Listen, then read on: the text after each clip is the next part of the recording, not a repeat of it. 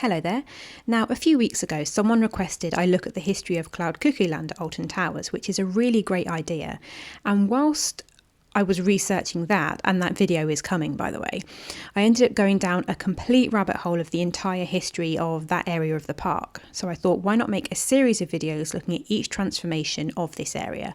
So I hope you enjoy, and the first up is the Fairground. So after World War II, the Alton Towers gardens and sort of the wider area of the estate reopened to the public in 1952, and the park became increasingly popular, particularly in the 1960s when it was managed by Anthony and Dennis Bagshaw. The area of the park that we currently know as the World of David Walliams was the former home of the kitchen gardens and greenhouses, with the war effort leading to a number of temporary structures being built. And once these were removed, large areas of concrete remained. So, what to do with it? And the idea of a fairground came about to increase footfall and entice more families to visit, and it was the perfect idea for these large concrete areas of ground. It was run independently to the rest of the park by showmen, with ride offerings changing over the years, as is usually the case with travelling style fairgrounds and their rides. The great advantage of this was guests would get a changing variety of rides to enjoy, and it kept repeat visits fresh, so people were more likely to visit again. The fairground was in place from 1960 until 1979. Some of the many rides to feature in the fairground include many sort of typical things you might see even today, such as waltzers, a helter-skelter, even a penny arcade, a carousel, dodgems and a funhouse. So the funhouse was the first permanent element of the fairground, and it incorporated a huge vertical slide. One attraction in the fairground was called Astroglide, which was a large undercover slide, the kind that you still see at a lot of seaside fairgrounds and sort of pier attractions today, where you slide down in a sack over large bumps or airtime hills.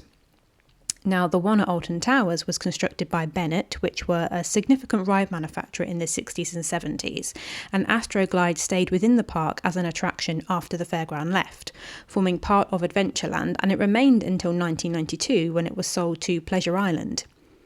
Another attraction was Chairaplanes, which is the same type of ride as Twirling Toadstools was, but Chairaplanes is the sort of official name of the style, I guess. But I do believe that Twirling Toadstools itself wasn't the original Chairaplane from the playground. The playground? The fairground. But if anyone knows differently, do let me know. So if you're not familiar with this style of ride, small chairs are suspended from chains at height, and you get spun around gradually faster and higher, with riders flung out at quite an angle when the ride's at its most intense. Another of the fairground attractions was a looper plane, which I hadn't heard of before. Now, these consisted of two separate arms, each having a counterweight at one end and an enclosed car at the other, and each arm would swing back and forth until riders are eventually taken upside down. Now, John Broome, who you may have heard of, took over management of the park in 1973 after marrying a majority shareholder of the estate. The fairground was so popular that it inspired John to come up with the idea of turning Alton Towers into an amusement park or theme park, charging one entrance fee. Now, apparently, the fairground showmen were not on board with a single entrance fee, preferring to charge per ride. John also decided the park would benefit more from permanent rather than temporary rides and attractions. The fairground left once the theme park itself was being developed, with the area becoming Talbot Street, which I will discuss in the next video. And amazingly, there are still some signs of the old fairground visible today. The building that used to be the theatre, currently unused as an attraction and being used for storage in the World of David Walliams, was the location of the funhouse, and the penny arcade was located in what is or was the education centre and photo point for the driving school. And whilst the fairground of the 60s and 70s is long gone, more modern fairground rides did make an appearance during the COVID pandemic to add capacity to the park, known as the Retro Squad. These left at the end of the 2023 season, but there was one fairground-style ride left until the end of the 2024 season, namely Flavio's Fabulous Fandango, a sizzler or twister-style ride located in the World of David Walliams. So this part of the park did end up getting reconnected with its old fairground history after all.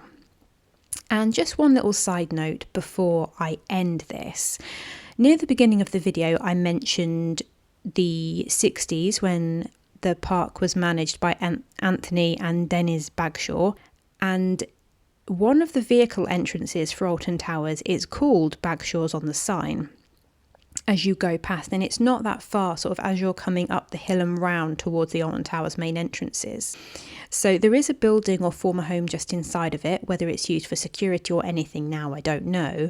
And there is some dark tarpaulin, at least there was when I went past in the car, and there is on Google Earth. So yeah, there's still a little nod to the name Bagshaw's as well. And that's it. Thank you for watching or listening, and I'll see you next time.